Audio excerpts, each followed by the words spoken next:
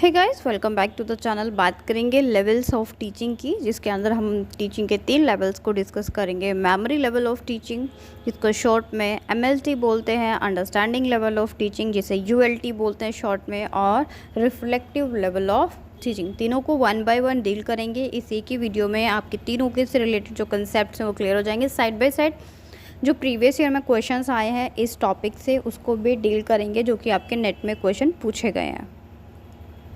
सबसे बात करते हैं memory level of teaching. Memory level of teaching में क्या होता है? The fact and information of cognitive level. इसमें क्या होता है कि ब्रेन को ना एक कोई चीज़ मेमोराइज कराई जाती है। It is the first and thoughtless level of teaching. ये इंपॉर्टेंट है कि ये थॉटलेस लेवल ऑफ टीचिंग है। It is concern with memory और mental ability that exist together. और इसमें बहुत सारी चीज़ें होती हैं। The thinking ability does not play any role, क्योंकि ये थॉटलेस होती है, इसमें थिंकिंग नहीं होती है। Student only cram the facts. Cram means होता है रटना। फैक्ट्स को रटते हैं, इन्फॉर्मेशन को रटते हैं, फॉर्मूला को रटते हैं, लॉ को रटते हैं। अब ये क्वेश्चन आया था, आई थिंक 2019 या 20 में आया था नेट के पेपर में, कि कौन सी ऐसी लर्निंग है जिसमें फैक्ट्स और इन्फॉर्मेशन को स्टूडेंट्स रटते हैं। तो किस में आएगा? मेमोरी लेवल ऑफ टीचिंग में। The role of teacher is prominent, मतलब कि जो टीचर है वो प्रोमिनेंट होता है और जो स्टूडेंट है वो सेकेंडरी होता है। टीचर प्राइमरी होता है, स्टूडेंट सेकेंडरी होता है। नेक्स्ट पॉइंट है the study material is organise and pre plan. The teacher present the study material in a sequencing order. Memory level of teaching lack insight. ठीक है, इसमें इंसाइट नहीं होता, ज़्यादा बच्चे जो हैं वो दिमाग नहीं लगाते। बोथ ऐसे type and objective type examination इसके अंदर होता है। ठीक है, this level has maximum level of motivation. अब बात करेंगे इसकी मेरिट्स और डिमेरिट्स की, कि ये तो मेमोरी लेवल की बात कर ली हमने कि इसमें क्या क्या चीज़ें होती हैं, क्या नहीं होता है, क्या नहीं होता है। अगर अब उससे पहले हम रोल ऑफ टीचर और रोल ऑफ स्टूडेंट को भी डिस्कस करेंगे। रोल ऑफ टीचर क्या होता है? इसमें जो टीचर है वो डोमिनेटिंग रोल होता है, अथॉरिटेरियन होता है। मतलब जो टीचर कहता है वही बच्चा उसके अकॉर्डिंग करता है, मतलब कि student. He is authority to instruct, direct and control the class. आपको पता है मेमोरी लेवल ऑफ टीचिंग में क्या होता है? जो टीचर है वही कंस्ट्रक्ट करता है, डिलीवर करता है, सब कुछ टीचर करता है। अब अगर स्टूडेंट की बात करें तो इसके अंदर जो स्टूडेंट है वो पैसिव होता है। ये इंपॉर्टेंट की टर्म्स अब आप याद रखिए। क्या होता है? In the memory level of teaching role of learner is a passive one, और टीचर का क्या था? Active. This is because of content, subject matter, tool, method, सब कुछ कौन डिसाइड करता है? Decided by the teacher. The characteristics of learners should be taken out of framing, objective, curriculum, selecting, teaching। ये सब कौन करता है? ये सब भी करता है टीचर। इसीलिए इसमें लर्नर जो है वो पैसिव होता है, वो बस जो टीचर उसको बोलता है उसके अकॉर्डिंग एक्ट करता है। ठीक है, अब बात करें कि मेरिट्स क्या है मेमोरी लेवल ऑफ टीचिंग की। Useful for children at lower classes. Lower classes के लिए ये यूज़फुल है। Rote memory. The role of teacher is important at this level. He or she is free to make choices of subject matter, plan it and present it। Means teacher पे ही totally depend होता है कि उसको क्या plan करना है, क्या prepare करना है और क्या प्रेजेंट करना है। The knowledge acquired at memory level of teaching on the basis of future when students intelligence and thinking is required.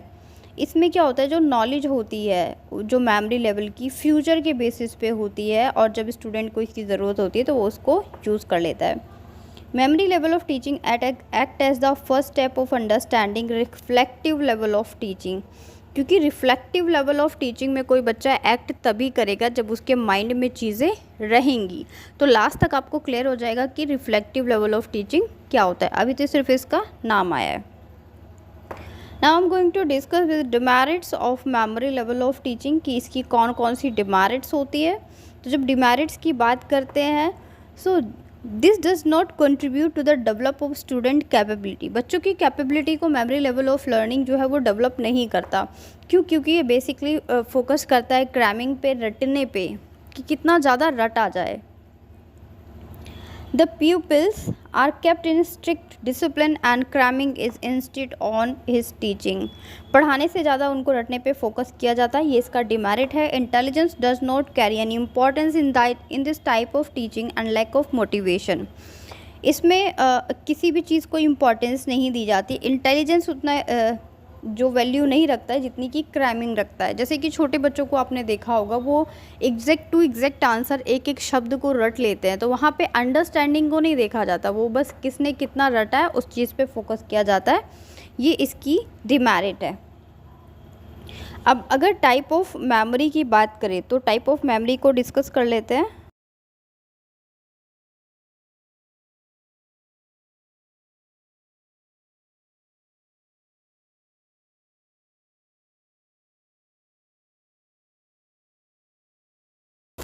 बात करते हैं क्लासिफिकेशन ऑफ मेमोरी या फिर टाइप्स ऑफ मेमोरी की बात कर लेते हैं। तो इसमें ना बहुत सारे टाइप्स होते हैं, मेमोरी में भी बहुत सारे फर्दर कैटेगरीज हैं, जैसे कि immediate memory, when recall is immediate. जब कोई चीज़ आपको तुरंत याद आ जाती है तो उसको इमीडिएट मेमोरी कहते हैं। जैसे आपने किसी से उसका नाम पूछा और आपको उसका नाम याद रह गया तो वो क्या है, immediate memory. Permanent memory, the recalling of material for a longer time. जब कोई चीज़ आपको बहुत टाइम तक याद रहती है तो उसे परमानेंट मेमोरी बोलते हैं। जैसे कि लाइफ के कुछ पल होते हैं जो आपको हमेशा याद रहते हैं। Personal memory while recalling past experience. आप जब फ़ोटो की एल्बम देखते हैं तो आप कुछ अपने पास्ट एक्सपीरियंस को रिकॉल कर पाते हैं, उसे पर्सनल मेमोरी बोलते हैं, जो पास्ट एक्सपीरियंस पे बेस्ड होती है। Impersonal memory, recalling from books, जब आप बुक्स से रिकॉल करते हैं। एक्टिव मेमोरी क्या होती है, make efforts to recall past experience, recalling answers in exam. देखिए आप एग्जाम्स में आंसर्स को रिकॉल करते हैं ना, तो वो हो जाता है इसके अंदर। नेक्स्ट है पैसिव मेमोरी। ये सब बस आप एक बार रीड आउट कर लीजिए। पैसिव मेमोरी क्या होता है, recall past experience without effort. Mechanical memory और फिजिकल मेमोरी क्या होता है, body becoming habitual of doing any task. जैसे कि मैकेनिकल में बॉडी का टास्क होता है, जैसे कि अगर आप घर में कहीं एक जगह पे स्कूटी की चाबी हैंग करते हैं, तो अगर आप वो कंटिन्यू 1 मंथ से आप वहीं से ले रहे हैं, वहीं पे रख रहे हैं, उसके बाद अगर वो चीज़ वहाँ से हटा देते तो आपकी बॉडी जो है वो हैबिचुअल हो चुकी है, वो जाके उसी वहाँ पे जाके ढूंढती है चाबी को। तो इसको क्या बोलते हैं, मैकेनिकल मेमोरी। रोट मेमोरी है जब चीज़ों को सिर्फ रट कर बिना समझे उसको याद कर लिया जाए, जैसे कि डेफिनेशंस हम बचपन में याद करते थे, रटते थे। लॉजिकल मेमोरी, जब लॉजिक के साथ किसी चीज़ को याद कर लिया जाए तो उसको क्या बोलते हैं, लॉजिकल मेमोरी। अब बात कर लेते हैं फेसेस ऑफ मेमोरी की, स्टेप्स या फेसेस बोल सकते हैं आप इसको कि इसके कौन कौन से हैं। तो पहला है लर्निंग। लर्निंग क्या होता है, किसी भी चीज़ को सीखना, लर्न करना, याद करना, अपने दिमाग में बिठाना। Retention, to make the content in the mind. Learning में सिर्फ रट लेना आ जाता है और रिटेंशन में आता है उसको अपने दिमाग में बिठाना। रिकॉल करना मतलब the learn material experience when you bought conscious mind, बार बार उसको याद करना। और recognition, classification of memory. Recognition का क्या मतलब होता है, उस मेमोरी को क्लासीफाई करना, समझ पाना कि ये जो चीज़ है वो किससे रिलेट करती है, किससे रिलेट नहीं करती। जस्ट लाइक एक दिन में आप बहुत सारी चीज़ें कर लेते हैं। अब एग्जांपल के लिए देखिए, मैंने नाउन की डेफिनेशन को क्या किया, लर्न किया। रिटेंशन में क्या आ जाएगा, वो मेरे माइंड में बैठ गई कि पर्सन, प्लेस, नेम, फीलिंग्स, इन सब वर्ड्स को क्या बोल देंगे, नाउन। रिकॉल क्या है कि मैं बार बार उसको बोल के दिखूँगी। और क्लासिफिकेशन, रिकॉग्निशन में क्या आएगा कि मैं डिफ्रेंशिएट कर पाऊँगी कि नेम ऑफ पर्सन क्या होता है, नेम ऑफ थिंग्स क्या होती हैं, नेम ऑफ प्लेस क्या होता है, फीलिंग्स क्या होती हैं, टाइप्स ऑफ नाउन क्या होते हैं। तो इन सब में मैं क्लासिफिकेशन कर पाऊँगी। तो ये जो मेमोरी का कंसेप्ट था ये हमारा क्लियर होता है। अब हम मूव ऑन करेंगे अंडरस्टैंडिंग लेवल ऑफ टीचिंग पे।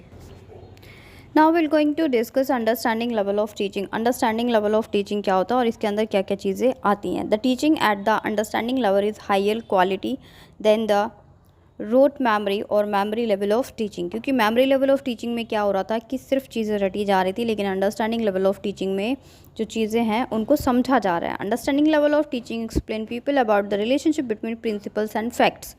मेमोरी लेवल में हमने सिर्फ प्रिंसिपल को रट लिया और फैक्ट्स को रट लिया और इक्वेशंस को रट ली, लेकिन हमें वहाँ पे उसके बीच में रिलेशनशिप नहीं पता चल रहा था, डिफरेंस नहीं पता चल रहा था, कंपैरिजन नहीं आ रहा था, अंडरस्टैंडिंग नहीं बन रही थी। लेकिन वो अंडरस्टैंडिंग लेवल ऑफ टीचिंग में बननी शुरू हो जाती है। एग्जाम्पल के लिए अगर मैं आपको बताऊं तो अगर अभी आप ये टॉपिक पढ़ रहे हैं तो अभी फर्स्ट रीडिंग में क्या हो रहा है, सिर्फ आप चीज़ों को सुन पा रहे हैं कि कुछ कुछ चीज़ें आपके माइंड में आएंगी। जब इसको 1-2 बार आप कर लेंगे तो ये आपकी अंडरस्टैंडिंग में आ जाएगा। तो ये डिफरेंस होता है अंडरस्टैंडिंग और मेमोरी लेवल ऑफ टीचिंग में।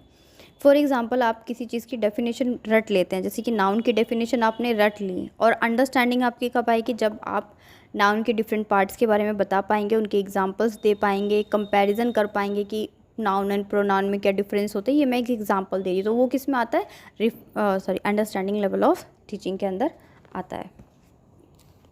इसमें क्या होता है, अंडरस्टैंडिंग लेवल ऑफ टीचिंग में कुछ पॉइंट्स हैं जो बहुत ज़्यादा इंपॉर्टेंट है। Teacher tries to present his instruction at the understanding level, make the student understand the generalisation principles and facts. इसके अंदर टीचर जो है वो रटाता नहीं है, क्रैमिंग नहीं करवाता बच्चों से, रोट लर्निंग नहीं करवाता है, बल्कि उनको समझाता है, जनरलाइजेशन में हेल्प करता है, प्रिंसिपल और फैक्ट समझने में मदद करता है। Teacher tries to provide more and more opportunities to develop intellectual behaviour of the people. यहाँ पे इंटेलेक्चुअल की बात हुई थी, लेकिन मेमोरी लेवल ऑफ टीचिंग में क्या हो रहा था, सिर्फ मेमोराइज करने की बात हो रही थी। यहाँ पे टीचर जो है वो बच्चों को अपॉर्चुनिटी प्रोवाइड करता है कि वो ज़्यादा से ज़्यादा समझ सकें, अपने मेथड्स को बच्चों के अकॉर्डिंग चेंज करता है। Both both students and the teachers participate in developing the lesson while teaching occurs on the understanding level. यहाँ पे टीचर और स्टूडेंट दोनों ही पार्टिसिपेट करते हैं किसमें, टीचिंग लर्निंग प्रोसेस में। और मेमोरी लेवल में क्या था, सिर्फ जो टीचर है वो इंस्ट्रक्ट कर रहा था, रूल्स बता रहा था, फॉर्मूले दे रहा था और बच्चा कर रहा था। मतलब कि पूरा जो एक्टिव रोल किसका था मेमोरी लेवल में, एक्टिव रोल था टीचर का। लेकिन अंडरस्टैंडिंग लेवल ऑफ टीचिंग में दोनों जो है रोल प्ले करते हैं। यहाँ पे बच्चा बहुत ज़्यादा एक्टिव होता है। ये छोटी सी बात समझ में आ गई होगी। अब हम बात करेंगे कि इसके मेरिट्स और डिमेरिट्स क्या होते हैं, किसके, अंडरस्टैंडिंग लेवल ऑफ टीचिंग के। और अंडरस्टैंडिंग लेवल ऑफ टीचिंग को ही शॉर्ट में ULT बोला जाता है, understanding level of teaching. At this level merits की बात करेंगे हम। Eight this level of teaching student make use of their thinking skill और एबिलिटी। अब यहाँ पे बच्चा सोचेगा ही, क्योंकि उसकी अंडरस्टैंडिंग डेवलप हो गई है, तो उसके बारे में ज़्यादा से ज़्यादा अंडरस्टैंडिंग डेवलप कर लेता है। Knowledge acquire eight this level from the basic of reflective level of teaching. Reflective level के लिए यहाँ पे से भी नॉलेज को एक्वायर किया जाता है, और रिफ्लेक्टिव लेवल के लिए मेमोरी लेवल से भी कुछ नॉलेज को एक्वायर किया जाता है, क्योंकि रिफ्लेक्टिव लेवल ऑफ टीचिंग जो है वो दोनों मेमोरी लेवल और अंडरस्टैंडिंग लेवल दोनों के ऊपर बेस्ड है। In the understanding level of teaching, the teacher presents subject matter before the students is an organized and sequencing form. The new knowledge acquired is related to previous acquired knowledge. मतलब जैसे बोलते हैं ना कि day to day life से connect करके या past experience से रिलेटेड नॉलेज प्रोवाइड करना, या जो प्रीवियस नॉलेज थी उससे कनेक्ट करके अपने कंटेंट को डिलीवर करना, ये सब चीज़ें इसके अंदर इंक्लूड हो जाती है।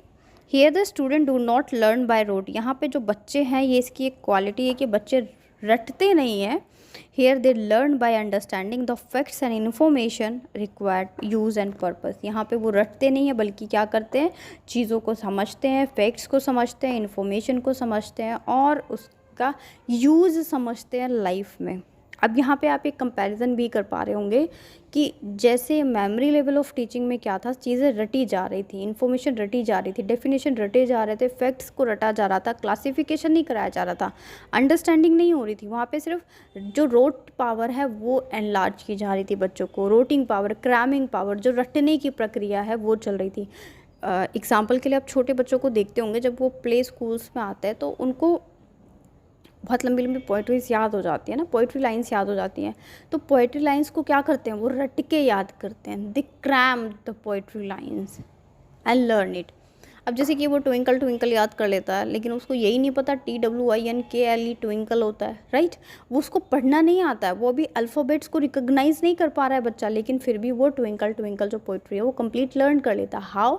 Because of rote memory. किसकी वजह से? Rote memory. और ये रोट मेमोरी किसके अंदर आती है? मेमोरी लेवल ऑफ टीचिंग में आती है, ठीक है।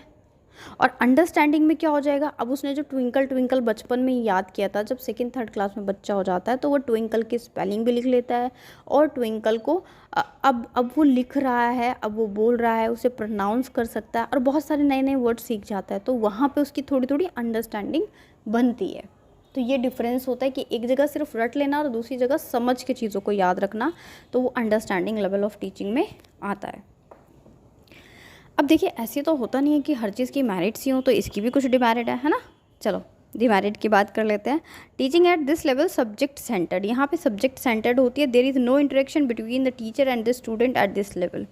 यहाँ पर टीचर और स्टूडेंट के बीच में इंटरेक्शन थोड़ा सा कम होता है। कंटेंट को लेके दोनों एक्टिव होते हैं, कंटेंट पे दोनों पार्टिसिपेट करते हैं, लेकिन इंटरेक्शन जो है वो मेमोरी लेवल के कंपैरिजन थोड़ा सा कम होता है। किसमें? अंडरस्टैंडिंग लेवल ऑफ टीचिंग में। अब अंडरस्टैंडिंग लेवल ऑफ टीचिंग आपका कवर हो जाता है। अब हम नेक्स्ट किसकी बात करेंगे? नेक्स्ट बात करेंगे हम रिफ्लेक्टिव लेवल ऑफ टीचिंग की। रिफ्लेक्टिव लेवल ऑफ टीचिंग क्या होता है, इसकी बात कर लेते हैं। देखिए, पहले बच्चे को मेमोरी लेवल ऑफ टीचिंग की नॉलेज दी, उसके बाद अंडरस्टैंडिंग लेवल ऑफ टीचिंग आया इसके अंदर, और थर्ड नंबर पे क्या आता है? रिफ्लेक्टिव लेवल ऑफ टीचिंग आता है। This level is also known as introspection level. Reflecting on something means giving useful thought to do something over a period. It also means deeply thinking deeply about something. किसी चीज़ के बारे में बहुत ज़्यादा गहराई से सोचना क्या कहलाता है? रिफ्लेक्टिव लेवल ऑफ टीचिंग कहलाता है। बहुत ज़्यादा गहराई से किसी भी चीज़ को सोचना, किसी भी कंटेंट को सोचना, वो क्या कहलाता है? रिफ्लेक्टिव लेवल ऑफ टीचिंग कहलाता है।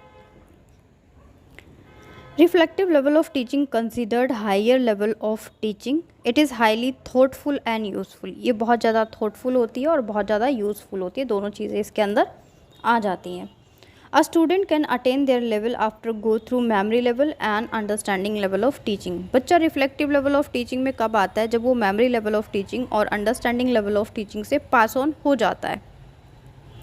एग्जाम्पल के लिए अगर मैं बोलूँ, जितने भी स्टूडेंट्स कंपटीशन एग्जाम्स की प्रिपरेशन करते हैं वो किस में कंसिडर होते हैं? वो रिफ्लेक्टिव लेवल ऑफ टीचिंग में कंसिडर होते हैं, क्योंकि वो मेमोरी और अंडरस्टैंडिंग लेवल दोनों उनका अच्छे से बिल्डअप हो जाता है। Teaching at reflective level enables the student to solve the real life problems. अब ये जो टीचिंग है वो हेल्प करती है स्टूडेंट्स की कि वो रियल लाइफ की प्रॉब्लम्स को सॉल्व आउट कर सकें। ये क्वेश्चन आ सकता है एग्ज़ाम में कि रियल लाइफ प्रॉब्लम्स को सॉल्व करने में कौन सी टाइप की जो लर्निंग है वो हेल्प करती है, ये टीचिंग हेल्प करती है। तो रिफ्लेक्टिव लेवल ऑफ टीचिंग जो है वो हेल्प करती है। नेक्स्ट पॉइंट इसके अंदर आता है, नेक्स्ट पॉइंट क्या बोल रहा है कि eight this level the student is made a face a real problematic situation. यहाँ पे बच्चा एक रियल सिचुएशन को फेस करता है। The student by understanding the situation and using his critical abilities succeed to solve the problem. अब जैसे कि पहले बोला गया है कि जो रिफ्लेक्टिव लेवल ऑफ टीचिंग है वो किसके बाद आता है? वो मेमोरी और अंडरस्टैंडिंग लेवल के बाद आता है, ठीक है। तो जब बच्चा इस लेवल पे होता है तो वो क्या करता है कि उसको मेमोरी वाला कंसेप्ट भी अच्छे से क्लियर है और अंडरस्टैंडिंग वाला भी कंसेप्ट क्लियर है। तो जो उसकी रियल लाइफ सिचुएशन से रिलेटेड जो प्रॉब्लम्स आती हैं वो उनको प्रॉपर तरीके से सॉल्व आउट कर लेता है। किस में? जब वो रिफ्लेक्टिव लेवल ऑफ टीचिंग में आता है।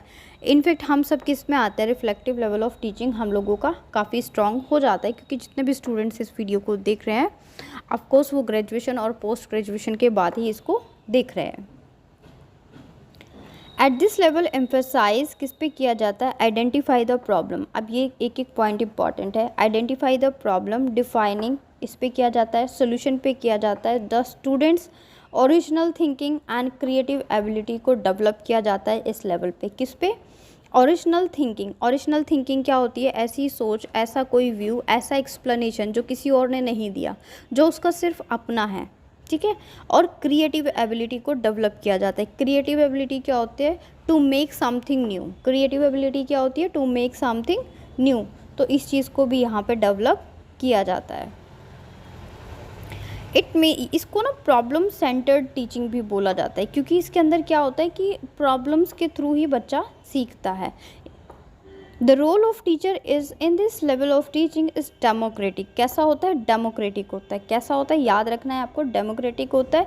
He does not focus knowledge on the student but develop their talent and capability. वो सिर्फ नॉलेज पे फोकस नहीं करता। मेमोरी पे क्या चल रहा था? जो बच्चा रटने में अच्छा है वो बहुत बेस्ट है, अंडरस्टैंडिंग में वो समझ जाता है। लेकिन यहाँ पे क्या हो रहा है कि उसकी नॉलेज पे फोकस से ज़्यादा उसके अंदर जो टैलेंट है उसको डेवलप करना और उसकी कैपेबिलिटी को डेवलप करना, इस चीज़ पे ज़्यादा फोकस किया जाता है। The role of students is quite active. Reflective level of teaching in that problem centred and student is busy in original imagination. Original imagination क्यों बोला है? कि जो रियल प्रॉब्लम है, जो एक्चुअल प्रॉब्लम है, जो एक्चुअल चीज़ें हैं उसके ऊपर इमेजिनेशन करता है बच्चा इसके अंदर रिफ्लेक्टिव लेवल ऑफ टीचिंग में। तो चलिए अब हम बात कर लेते हैं कि इसकी कुछ मेरिट्स के बारे में और इसकी कुछ डिमेरिट्स के भी बारे में। देखिए, अच्छा कोई भी जो ह्यूमन बीइंग है, जैसे कि ह्यूमन बीइंग्स होते हैं, मेरिट्स भी होती हैं साइड बाय साइड, उसकी डिमेरिट्स भी होती हैं। तो मेरिट्स की बात कर लेते हैं। वैसे इसकी मेरिट्स ज़्यादा होती है ना।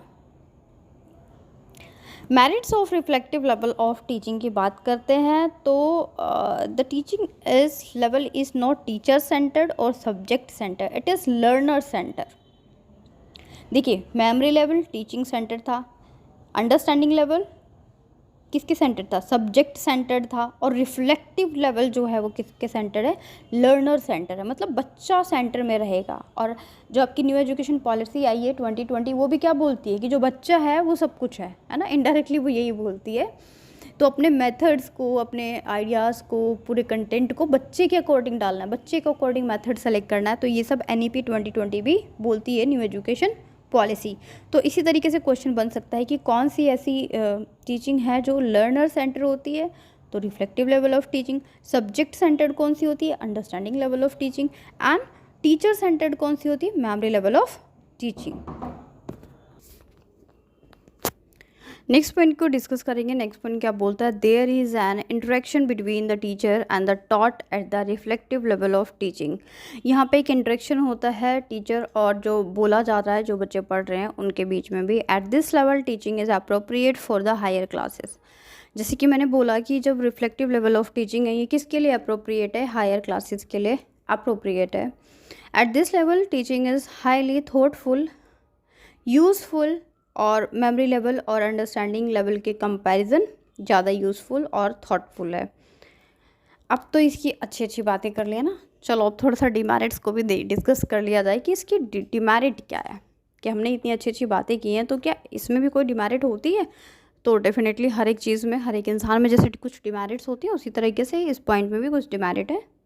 नंबर 1 की बात करेंगे, not suitable for small children at the lower level of teaching. क्योंकि इसमें बच्चा जो है वो बड़े लेवल का होना चाहिए, हायर लेवल का होना चाहिए, तभी उसके लिए ये वाली जो टीचिंग है वो यूज़फुल रहेगी। क्योंकि बच्चे को मेमोरी लेवल का कंसेप्ट नहीं पता, उसको चीज़ें याद नहीं है, उसको चीज़ें समझ नहीं आई हैं, तो वो रिफ्लेक्टिव लेवल पे मूव ऑन कर ही नहीं सकता। क्योंकि जो रिफ्लेक्टिव लेवल ऑफ टीचिंग है वो मेमोरी लेवल ऑफ टीचिंग और अंडरस्टैंडिंग लेवल ऑफ टीचिंग को क्रॉस करने के बाद आती है।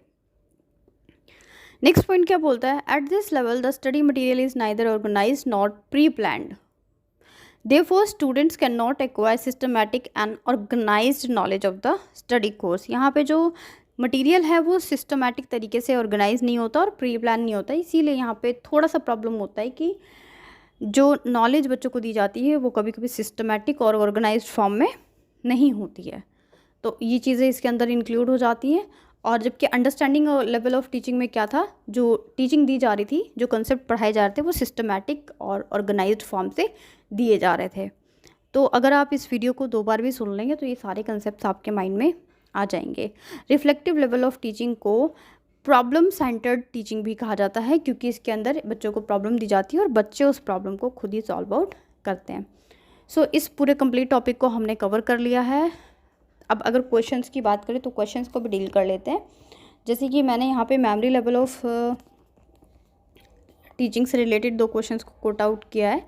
In which level of teaching the teacher's role is more active than the interactive, या फिर स्टूडेंट लिखना चाहिए, दोनों एक ही बात होती है। ये जून 2020 में क्वेश्चन आया था आपके नेट पेपर 1 में, तो ये किस में आएगा, मेमोरी लेवल ऑफ टीचिंग में। फैक्ट एंड इन्फॉर्मेशन को किसके अंदर फोकस किया जाता है, ये मैंने अभी आपको पढ़ाते टाइम बताया था, तो ये भी मेमोरी लेवल ऑफ टीचिंग के अंदर आता है। तो इसी तरह से बहुत सारे फ्रेम आउट क्वेश्चंस बन सकते थे, लेकिन अभी मैंने इसमें सिर्फ 2 ही क्वेश्चंस को फ्रेम आउट किया है। बाकी मैंने जहाँ जहाँ पे भी बोला है कि इस तरीके से क्वेश्चन आ सकते हैं, उस पॉइंट को आप बिल्कुल भी इग्नोर नहीं करेंगे और वीडियो को कम से कम 2 बार देख के नोट्स बना लेंगे। Thank you so much, stay connected, this is success maker, thank you so much.